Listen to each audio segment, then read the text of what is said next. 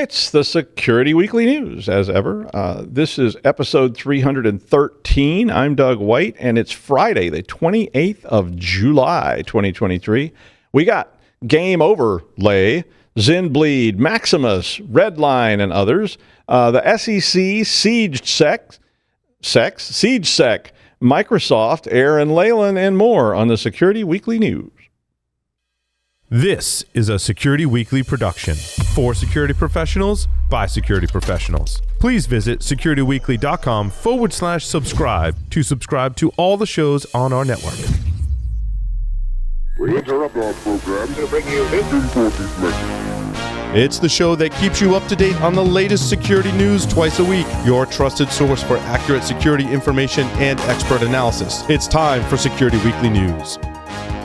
Why does multi-factor authentication have to be a pain for users? It doesn't. Beyond Identity is the most secure MFA on the market and the easiest to use. They ensure that every authentication is multi-factor by default, with phishing-resistant factors that secure access from the start. Beyond Identity safeguards organizations from breaches, data loss, and fraud by eliminating weak phishable authentication factors like OTP and SMS push codes. Go to securityweekly.com/beyondidentity to get a free demo. That's securityweekly.com/beyondidentity to get a free demo today. Are you constantly thinking about how to keep your enterprise as secure as possible? Get to know Chrome Enterprise, the trusted browser for security-conscious professionals like you. Its ease of use for IT and security teams and added access controls protect the remote, extended, and hybrid workforce, keeping your entire enterprise safe. Don't settle for a browser that compromises your organization. Visit securityweekly.com/Chrome Enterprise now to learn more and start protecting your enterprise like never before. All right, it's the Security Weekly News, and here we go. I applied for a consulting job yesterday, so if you're watching, hi. Or maybe like don't watch. You shouldn't see this. It's not for you. A research note that was published on Wednesday by Wiz Cloud Security reported that 62% of AWS environments may be exposed to ZenBleed.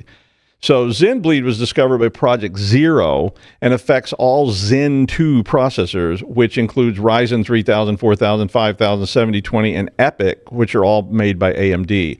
The ZenBleed issue is another one of those sort of scary processor-level exploits where people are pulling stuff out of the secret space on the processor. That was a lot like Spectre Meltdown, which happened years ago, but we sort of see these from time to time. Well, in this case, apparently the ZenBleed problem can allow an attacker to extract things like passwords and encryption keys and probably tokens and other things from that space. So AMD has apparently been releasing microcode updates to correct this, and they've also been advising their customers to apply firmware updates. Yet for some products, the updates are not expected until the last quarter of 2023. Wiz said that the flaw can be exploited by an attacker with unprivileged access to an affected machine and then can escalate privilege or exfiltrate data. The research then explored AWS, which is Amazon's cloud platform, and they found that most of the cloud environments are running the vulnerable EPYC server CPU, which is, of course, designed for data centers. If you've not played with it, I like to build data center machines, so I'm familiar with that processor. Wiz did note that patches are available from Google Cloud Platform, and fixes from AWS are reputedly on the way, but like they said, probably last quarter of this year. It's an interesting problem, and I presume the issue's in the physical hardware and not some kind of virtualization. So that would mean that it would be difficult for an end user of the cloud space to actually see what's going on because there's a virtualization layer that's in between you and the actual physical processor. Maybe Paul, I'm going to send this story to Paul, and maybe he want to talk about it on PSW next week because that's definitely right up his alley.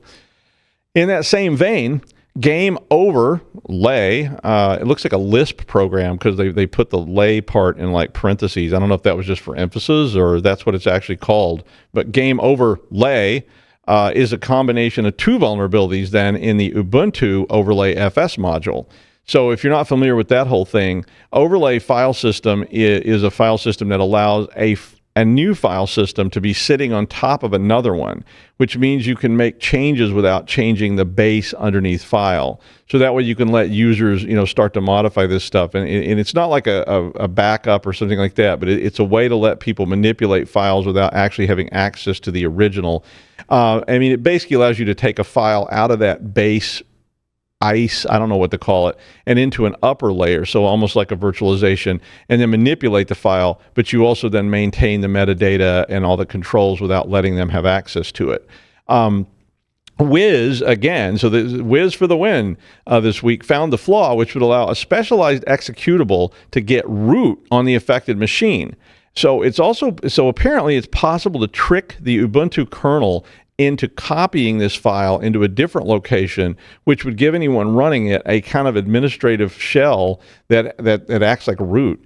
And it's a combination of two known vulnerabilities, which are all listed in the article if you're concerned about this or if you're using Overlay FS. But apparently, the Overlay FS module does not convert the file security capabilities before the files are copied.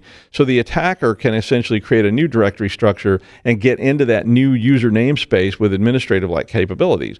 Now, Ubuntu patched this on the 24th of July, which was Monday. And they are encouraging Ubuntu users to update their kernels. So most of the people using this kind of stuff are cloud-based Ubuntu providers. Now, the article didn't really get into the headline that they had in 57-point font, but the headline basically said that 40% of Ubuntu cloud workloads may actually be affected by this. So if you're running data center Ubuntu stuff and you're running Overlay FS, you may want to look into patching your kernel pretty shortly, because it wasn't clear how you might be able to access that. But if you're using it in the cloud and somebody can manipulate the files in the cloud, your users might actually be able to push these specially constructed files down into this base layer. And yeah, that would be bad, as they say in the industry. Well, MOVEit just won't go away, and it continues to haunt everyone. A new filing with the Securities and Exchange Commission was placed by Maximus. I had two jokes about that I'm not going to say. Maximus is a health and human service program provider for states and local governments. I'm not saying it. Well, Maximus said in the filing that they are planning to inform, and which I presume that means they have not done so yet, they're planning to inform between 8 and 11 million individuals that their personal information, which included all kinds of stuff from their medical files, or their government files, may have been compromised. So if you were traveling in the back country for a while, the whole ordeal started on the 31st of May when Progress Software, who makes MOVEit, disclosed a 0-day, which would allow unauthorized third parties to access the MOVEit environment. So that's bad. Clop, famous or infamous ransomware gang, has been exploiting this vulnerability ever since. They have not been encrypting, though. They're not actually pushing ransomware out. They just steal data using this exploit, and they demand payment to not, release the data. So the latest release should put MOVEit on track. So this Maximus release will put MOVEit on track to be the single most widespread file transfer exploit in history, if it's not already. So they weren't sure, I don't know how they track that stuff. But so honestly, if you have MOVEit at this point and you're still using it, you really need to be seriously mitigating this product. My new catchphrase is going to be "Get busy mitigating" or "Get busy litigating." Yeah, get that on a shirt. Yeah. I can hear your laughter, even though I can't hear your laughter. Crickets. All right. Whatever. My stand-up career down the toilet. But according to upticks in a 26th of July study, Infostealer attacks have more than doubled in first quarter of 2023 compared to first quarter of 2022. The study said that most of the malware authors are using, Telegram as a platform for their command and control structure and their data exfiltration destinations. Which is maybe a reason to block some Telegram stuff, but according to the report, Redline is the most prominent Infostealer that's currently being used. When they have, and I love that we have market share reports on malware now, but they have 56% of the market. I'm like, so if we know there's 56% of the market, we must have some idea what the market is, right? I mean, the article says there's 56% of the market's being controlled by Redline. So how did they measure this market for malware Infostealers? Maybe it's in the report. Raccoon was at 15% with a distant second, so kind of feeling like Ron DeSantis today. But along with Record Breaker, which kind of locked into a tie, Meta, Vidar, Cryptbot, and Azorult, which I hate that one because it's so, I don't know how you're supposed to say it. Azorult are all additional Infostealers that are currently being used. These kind of pieces of malware are usually sold as malware as a service kind of things on cybercrime marketplaces and often on Telegram, but other such forums like Discord are also used. The logs then are also sold on Discord and Telegram as well. So when somebody goes in, they steal a bunch of stuff from some given company, then they take it and they post it on Discord and Telegram for sale. Apparently, according to this report, a stealer can be purchased for about $200 or $300 a month. So that's that malware of a service model, or $1,000 for a lifetime subscription. Now, how much would you pay? I've always had a bit of a reservation about lifetime subscriptions with crime organizations.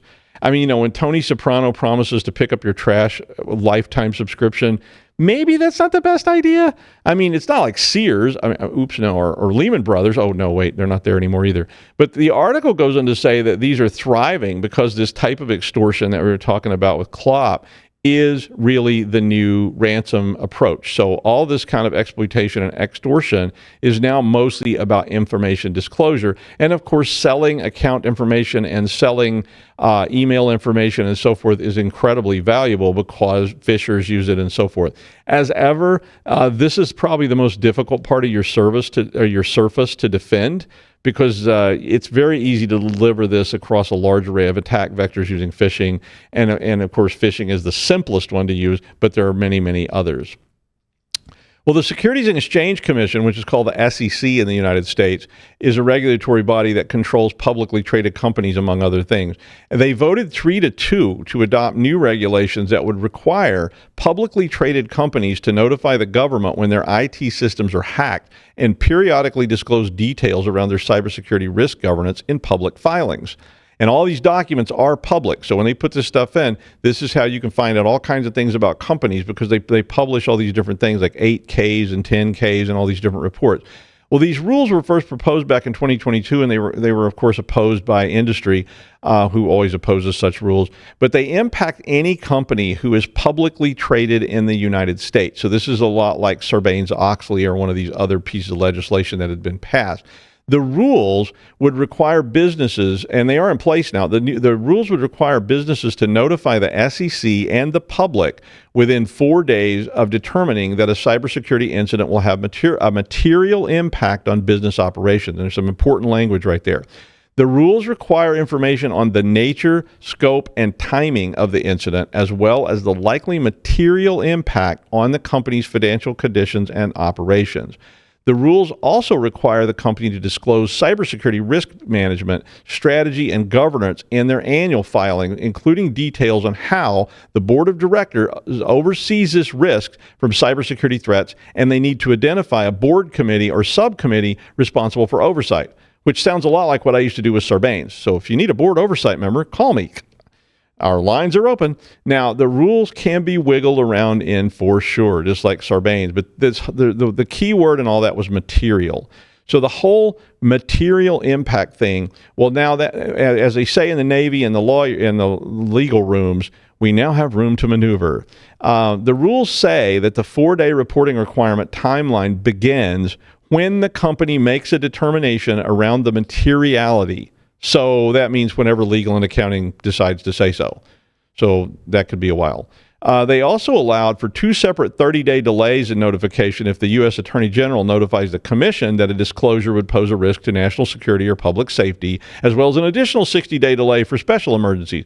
After that, the SEC would be able to approve additional delays.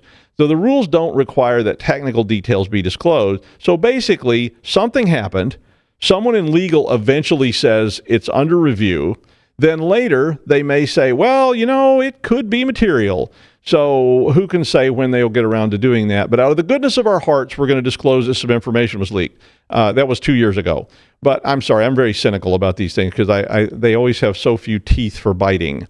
If you're going to regulate, do it with an iron fist and an iron glove that's been dipped in capsicum and fire ants. But hey, that's why all my employees love me so much. Anyway. Well, NATO is looking into claims that some, as they call them, miscreants broke into the unclassified data stores of the military alliance's information sharing and collaborative IT environment and stole info from 31 nations and then proceeded to leak 845 megabytes of compressed data. The miscreant in question, SiegedSec.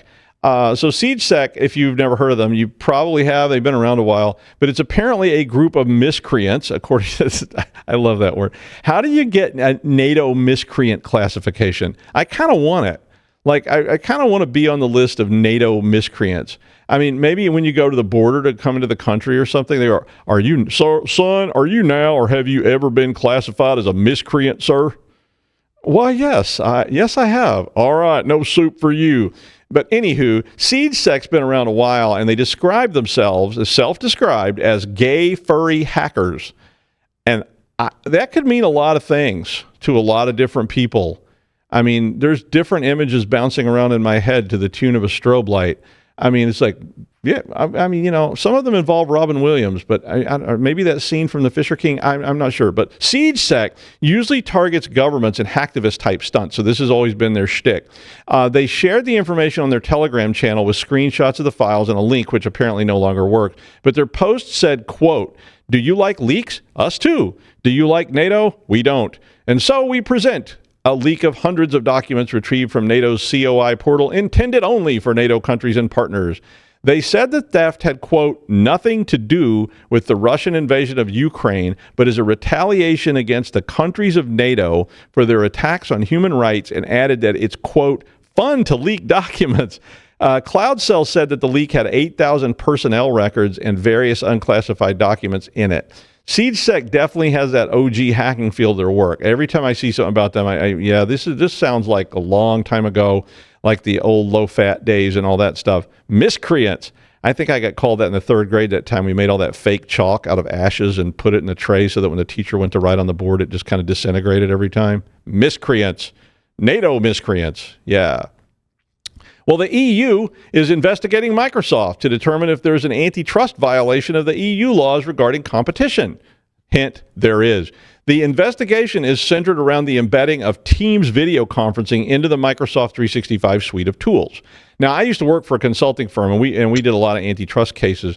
But basically, in the United States, you have to show, and I'm not an attorney, so I'm not giving you legal advice, but in the U.S., you have to show that a company is creating an environment with unfair barriers to entry. It's really, really tricky thing.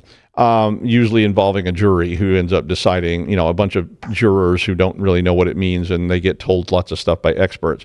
But the EU said that the strategy of offering these products as a unified software package may, quote, constitute anti-competitive tying or bundling. Now, the original complaint was filed by Slack, which is also a video conferencing service, among other things. But the complaint alleges that Microsoft had illegally forced users to install certain products and had blocked their removal. That sounds true. They asked the commission to order Microsoft to separate Teams from Office and charge a market rate for Teams. Can you imagine having to pay extra for Teams? Yeah, that'd go over well. Could be kind of like Edge, right? I really can't, but I wouldn't mind removing it from my system. Thank you very much, because I think it's watching me right now. If we're clever, we would cut to sounds of a scuffle and a deep fake of Bill Gates looking in the camera holding up my severed hands that he just cut off with a really large machete. Although I'm kind of imagining Bill Gates is looking a lot more like Danny Trejo than he should. Danny, call me. I'll put you on the show. Come on. Well, he would walk 500 miles to be the man who walked 500 more just to be the man who walked 1,000 miles to fall down at our door. The amazing Aaran Leyland from a tropical island in the North Sea. Aaron? I'm here, Dr. Doug. I thought it was too obvious for you to be calling me a miscreant, but the gay furry hackers, I think you were there as well. I think we both got pictures with some of the gay furry hackers at DEF CON in 2018. We did indeed. I remember that all too well. Yeah, we had a specific, yeah. Yeah, it was an absolute highlight of DEF CON. At least one of the highlights we can talk about. But DEF CON's not a junket, it's a serious conference. Oh, of course it is. Okay. Thank you. All those vomiting pictures don't prove a thing. Oh, and don't talk about the picture I still have as Paul using a pee post in the in the car park of a posh hotel. To be fair, he That's didn't DEF CON. actually he didn't actually get his things out. He just pretended. Okay, before I get in trouble. Today's segment comes with inspiration for an article on HackRead called Vulnerabilities Exposed Peloton Treadmills to Malware and DOS Attacks. With this in mind, I will look at gay furry sort of hackers and the wider Internet of Things, or IoT if you like, focusing on vulnerabilities that have been exposed in Peloton, which is one of the most, I've been told, popular internet-connected gym equipment. So the article states, as fitness meets technology and treadmills are no longer just about running, okay, we find ourselves asking at what cost. It appears our convenience has ushered in a new kind of threat, mostly with potential security breaches, to be honest. So most of us, well, maybe not most, but some of us have invited more connectivity into our lives and indeed into our workouts. Myself personally, I've got a watt bike Atom, which mostly gives my cleaner something extra to charge me to dust, but whatever. So the experts have examined potential weak spots in the Peloton treadmill. I honestly never thought there was such a device, so I had to Google it. I thought they were famous for bicycles, but hey, they're diversifying. Some of you will be thinking, haven't we been here before? Yes, of course we have. Peloton products have been found to have security vulnerabilities in the past, particularly, I can't say that word, exposing them to malware attacks. So what are the latest issues? Cybersecurity researchers from Checkpoint Technologies took a closer look at Peloton treadmill, not the bicycle's security posture.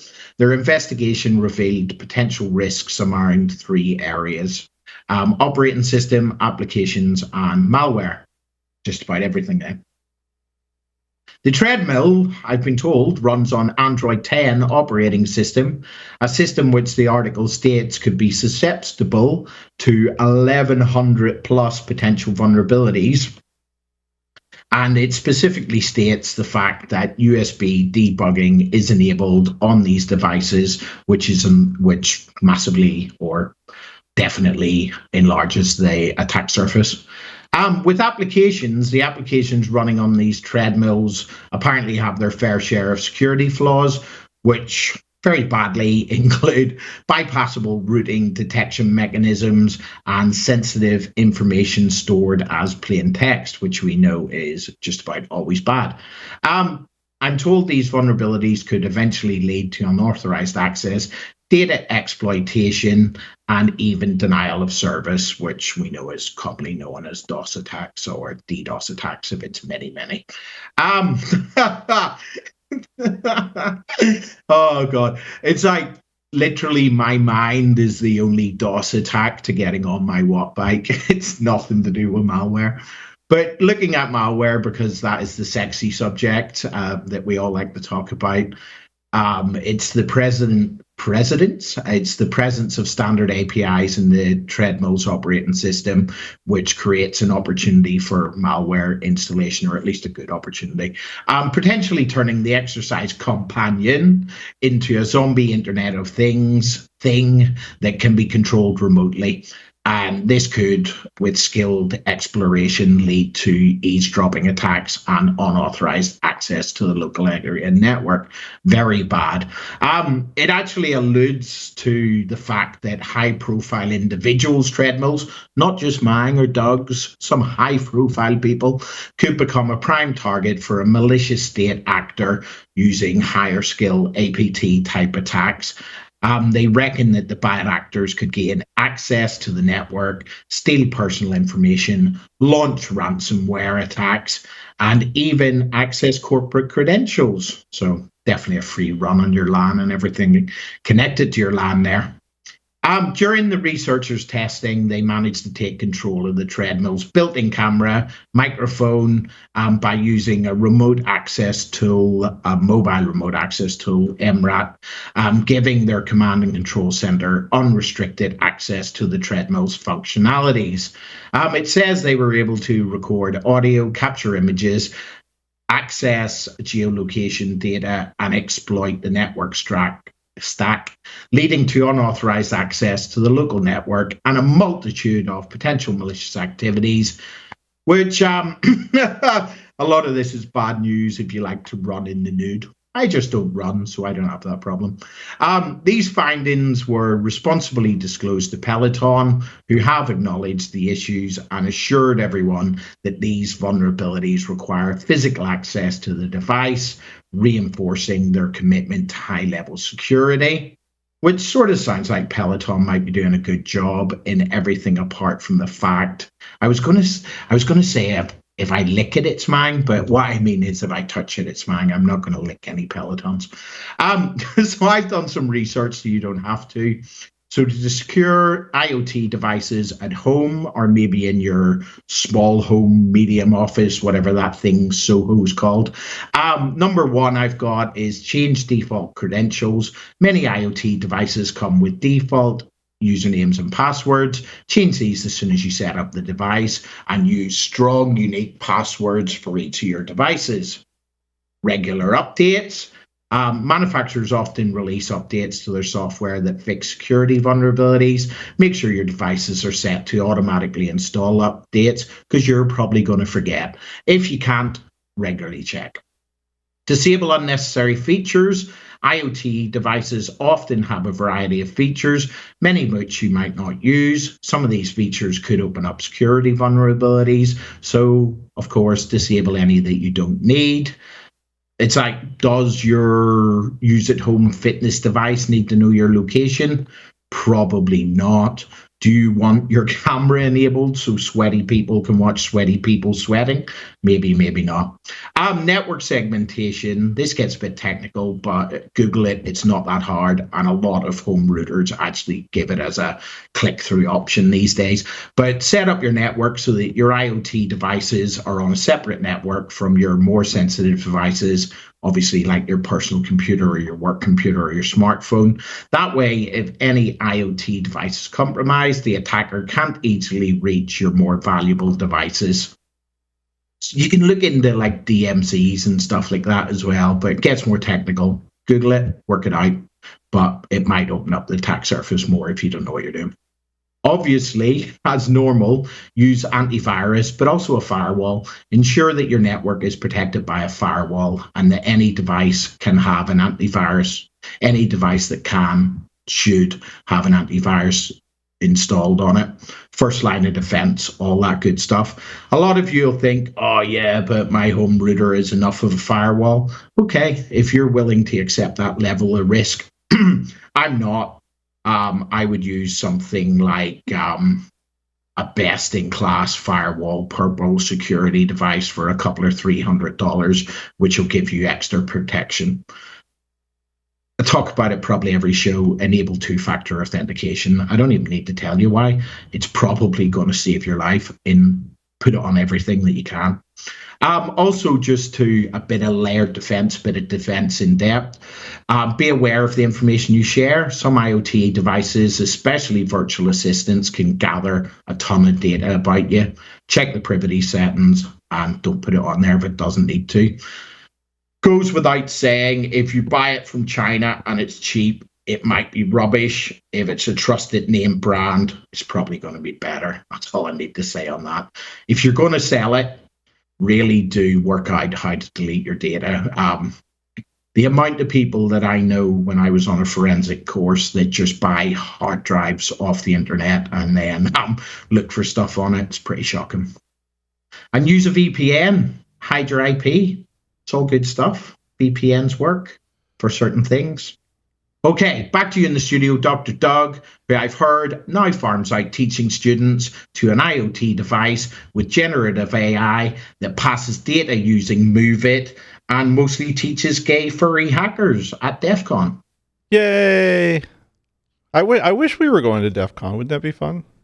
I wish somebody would send us to DEF CON. I know. Somebody should send us as a team. We could report from there. That's right. We could, but nobody did. Alas, here we are. Oh, Thank you, Aaron. Thank you, Doug. And finally, Apple received a patent on the 25th of July, which describes a process for plugging portable Apple screens, like iPads, into a hinge with a base plate that contains a battery, memory, and a processor. So, a laptop? I mean, but here's the twist. And it's cool. The base could apparently be used with all sorts of accessories which could push and pull out of these systems, creating a modularized computing and input device environment that's controlled by this screen. Now I'm a lot more interested. So one of the proposals in the patent was an LP player. So it's a long playing record for all of you kiddies out there. That's that stuff that nobody wanted and then everybody wants again.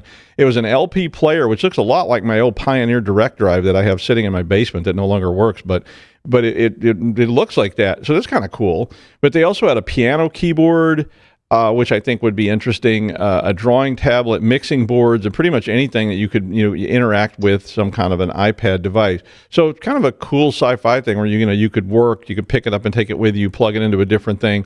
So I don't know, it sounded really interesting. So if you're interested in that, check it out. That's the news. Thanks, Aaron. Thanks, Kenny and the Scots, and we will see you next week on the Security Weekly News.